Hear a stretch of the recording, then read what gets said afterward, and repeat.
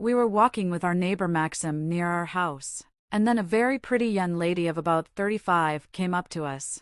She had a beautiful figure. Pink trousers very elegantly hugged her appetizing ass. The lady came to us for help.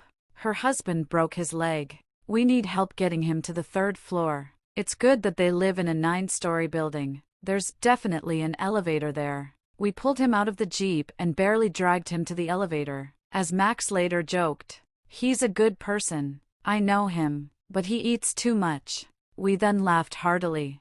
And then it was not at all funny to drag such a bore. Max was ready to drag his wife anywhere. The lady wanted to give us money, but we refused. We helped them as good neighbors. It's an everyday matter. Maybe later they will help us. Yes.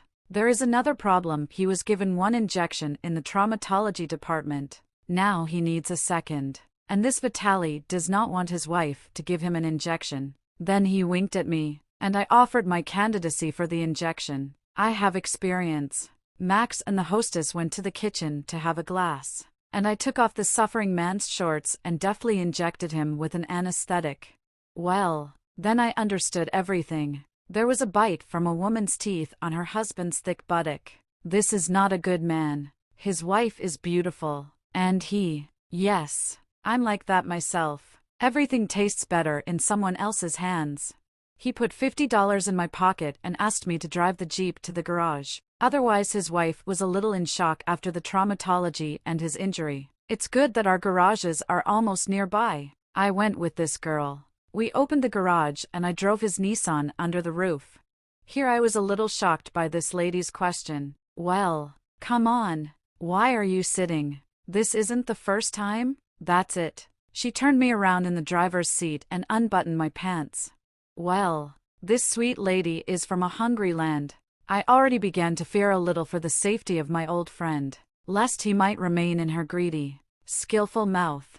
But so far everything was fine. The lady then pulled me out of the car and lay down on the leather seat in the car.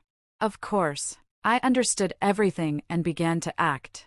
I was surprised when she quickly reached the peak of pleasure. She probably hasn't had this for a long time. I also soon came to the end of the process. And we went home. From the garages, we took a detour. It's already dark. When we walked through the school garden, the lady dragged me onto a bench among the bushes and offered me to drink 50 grams from a flat bottle in her purse. And then she extended her hand to me and introduced herself. "My name is Laura." Well, yes. Now we can get acquainted. And I kissed her hand. Well, now everything is fine, Laura joked when we stopped almost near the house in the semi-darkness. Yes, the day after tomorrow. At 5 p.m. we can meet right here. Do you agree? And who will disagree? And a sweet long kiss goodbye. I thought I had spent all my strength, but surprisingly, everything went well with my wife. My fighter stood like a stone. The next day, near the entrance, I saw Sveta standing, my delicious friend. She called to move the table in the kitchen, but instead she offered me Finnish beer and a very tasty herring, potatoes, and salad on the table. Well, then Sveta went into the bedroom and came out very extravagantly, a short black silk nightie and black stockings. She's definitely seen enough adult films. Sveta screamed throughout the house with pleasure, and when I asked her not to yell, she said that it was very good that she could not enjoy it silently.